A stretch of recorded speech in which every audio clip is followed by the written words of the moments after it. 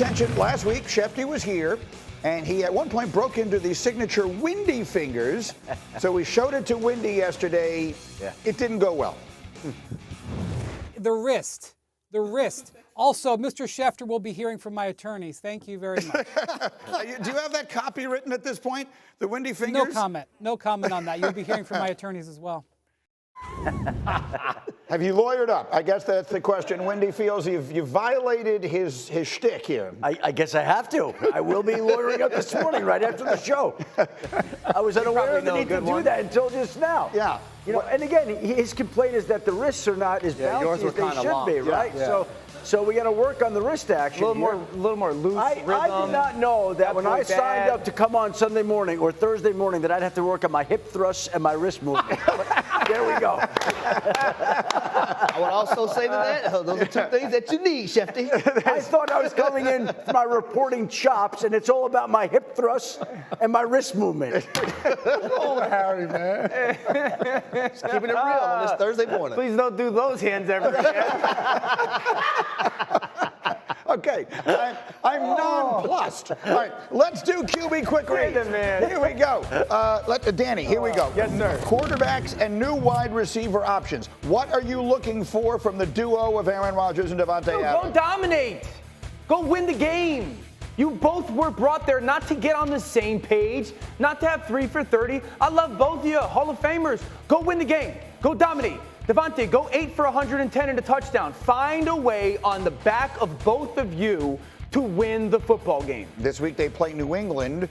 We'll see how that one goes. Harry, how about the duo of Josh Allen and Amari Cooper? What are we looking for? Well, number one, this duo started off great. 4 catches, 66 yards, and a touchdown for Amari Cooper. I'm looking to see how much more they're going to put on his plate. I like how intentional they were in getting him the football, getting him involved. You've seen the release at the line of scrimmage for a go route, for a big play. Also lined up at number 3, the touchdown play that you just seen. And then this is the go route right here. I'm really looking forward to seeing how much more they can incorporate him into that offense and make big plays. Yeah, he's got rookies telling him where to go. And I can't wait to see how dangerous he is when he knows where he's supposed to be.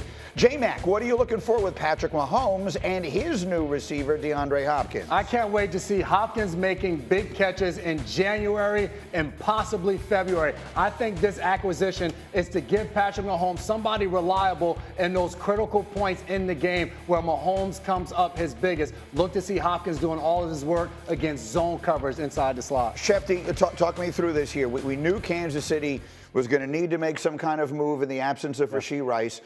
Take us through how we got where we got, and do we think they're now in position? Are they done with these kind of moves? Well, I think here's what happened. I think that they looked at this where they would like to add a wide receiver, but they also liked the way that Juju Smith-Schuster had been playing. He suffered a hamstring injury. They already ruled him out for this week. And so when you're already missing Hollywood Brown and Rashee Rice, and now you lose Juju, that's where talks with Tennessee start to accelerate. Now, DeAndre Hopkins is a player that the Chiefs targeted and talked to in 2023. The price was such that it was a little higher than they wanted to spend. In this particular case, the Titans are footing the bill for $2.5 million. They're taking on some of his salary. It makes it more palatable to Kansas City. They needed another target. He was as good a target as they could get. Now, there are people around the league who say that he doesn't get a lot of separation. And that is something that could be an issue. But he's still DeAndre Hopkins. He still doesn't drop any passes. He still is great at the 50-50 ball. So he has to be an asset for Patrick Mahomes. You have to think this is going to be a big-time addition. But it's not the end-all, be-all acquisition that I think some people think it is. Well, that's really the question. So I love having these conversations on Thursdays because we have our receiver here. Harry, you have tape. Show me DeAndre Hopkins. Yeah, number one, we're going to have this play right here. And I will say this, Kansas City, they're going to see a lot of zone coverage, number one, because who their quarterback is in Patrick Mahomes. You're going to see DeAndre Hopkins in a stack formation on the point right here. Zone coverage by the Green Bay Packers defense. Hey, get to the middle of the field on this search route between the hashes. Be where you're supposed to be, when you're supposed to be there, D.O. We talk about that all the time. Balls put on a 15-yard catch. First down for the Tennessee Titans in this case. It will be the Kansas City Chiefs. Now, one-on-one in the red zone, he does a great job of winning at the catch point. Goes up and get the football, grabs it, but he's not satisfied with the catch.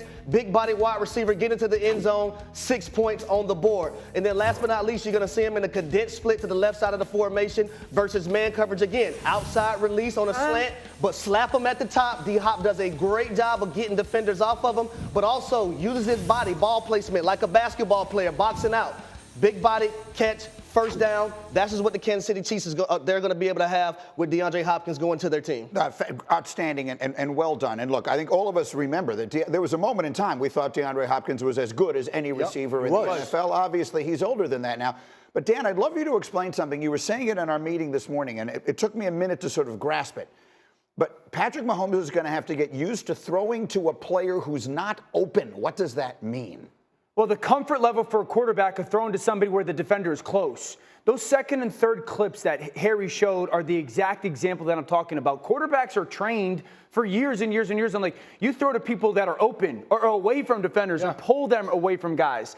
DeAndre Hopkins doesn't win that often when it comes to that separation. Now, he's still unbelievable because of that body control and catch. And I think Patrick, one, he struggled with that this year. And then two, this is a yards after catch offense. So that doesn't happen unless you're getting separation. Patrick Mahomes right now part of this is because no one's getting open consistently for their offense. But he's really struggling throwing into tight windows. The attempts, he only does it twice a game.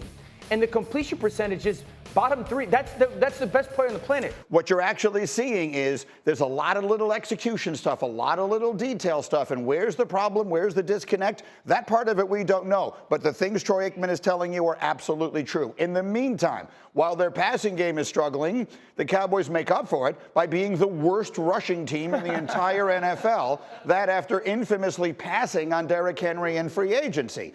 In his radio interview on Tuesday, here's how Jerry Jones defended that. Derrick Henry is having a career year. I don't know if he'd be having that career year in our situation.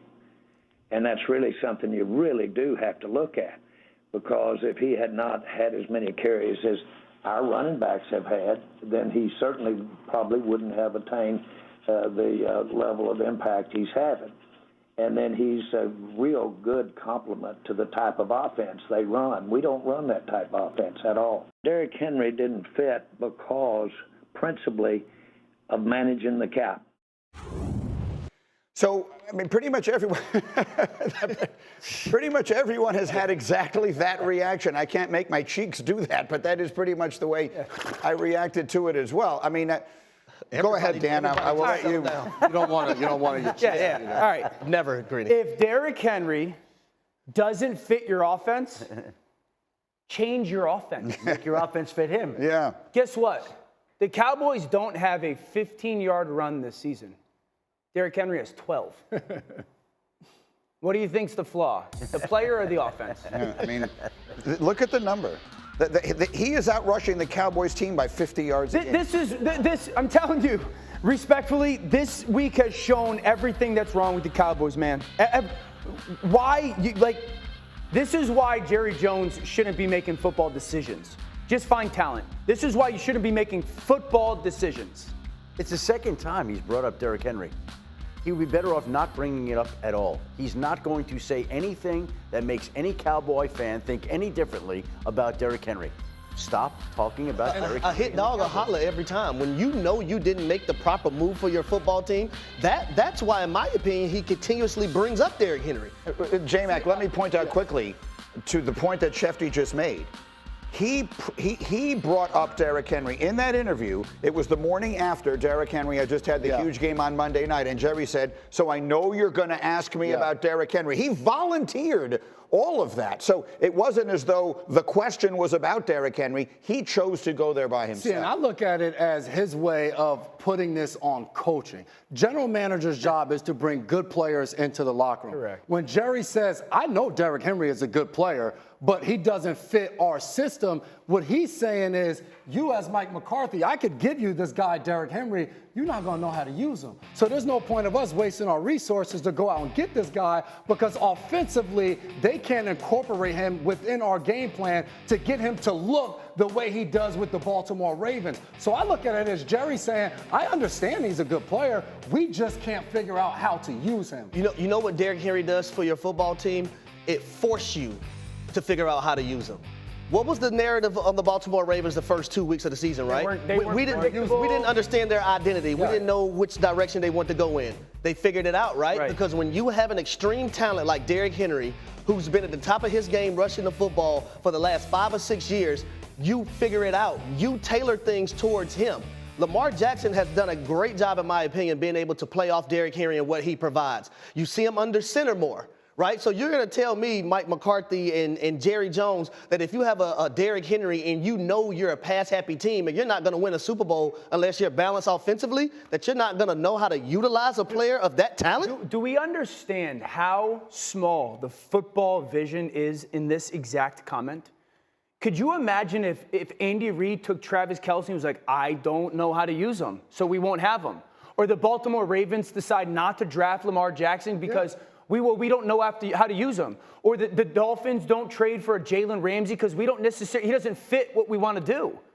The lack of football vision of how to take talent and make sure that you place that talent, no matter what your philosophies or schemes are, to impact your football team, it's damning. And it's not Jerry's job. Just go get good players and put them in the locker. And then the people you've hired, that's their job. Just bring in good football players. Derrick Henry is a fantastic football player.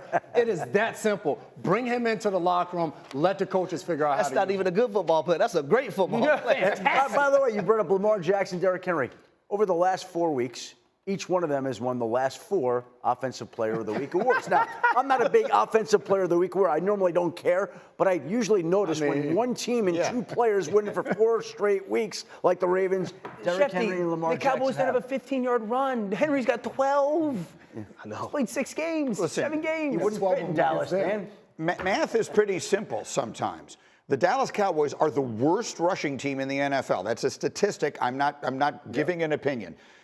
Derrick Henry is among the greatest running backs that ever played, and he's playing as well right this minute as he ever has. He is on pace to break the single-season rushing record. He is on pace to break Eric Dickerson's all-time record for most rushing yards in a season, and he is on pace to become the first player ever to run for 2,000 yards in multiple seasons. Derrick Henry belongs in a conversation. I'm not saying this is a little premature, but when it's all said and done, we're going to talk about him the way we talk about Walter Payton and Jim Brown and Emmitt Smith and Barry Sanders, and insert whoever else as you want as the greatest running backs of all time. That's who Jerry Jones is telling us didn't fit into his offense. But 3 weeks ago it was because they couldn't afford him. Yeah.